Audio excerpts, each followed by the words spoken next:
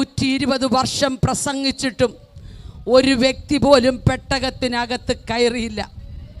പക്ഷേ പ്രസംഗിച്ച നോഹയ്ക്കും കുടുംബത്തിനും സംശയമില്ല. ജീവന്റെ വചനം പ്രമാണിച്ച നോഹയ്ക്കും കുടുംബത്തിനും ദൈവം പറഞ്ഞ ദൂതിനെ കുറിച്ച് സംശയമില്ല.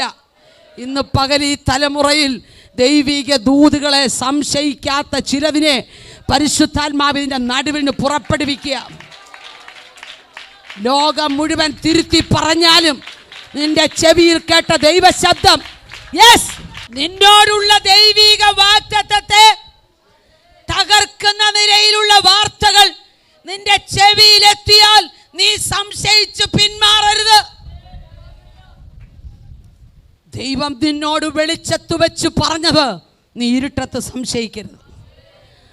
മറ്റാരും കേൾക്കാതെ പ്രാർത്ഥനാമുറി ദൂത് ലഭിച്ച സഹോദരി, ദൈവം നിന്നോട് പറഞ്ഞ ദൂതുകൾ നിവർത്തിക്കാൻ പോകുകയാണ്.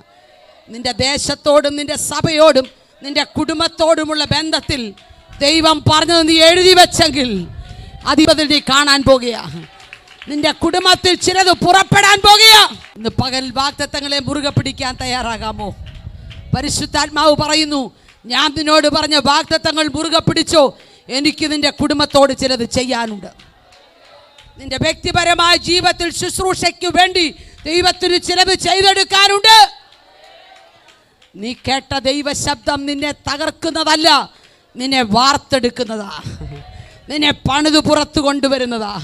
നീ രഹസ്യ പ്രാർത്ഥനാമുറി കരഞ്ഞതും നിലവിളിച്ചതുമെല്ലാം തമ്പുരാനത് അനുകൂലമാക്കി മാറ്റാൻ പോകുകയാണ്. നിന്റെ വാഗ്ദത്തം നടക്കില്ലെന്ന് പറയുന്ന 100 അഭിപ്രായങ്ങളെ കേട്ട് നീ പുറകോട്ട് പോകരുത്.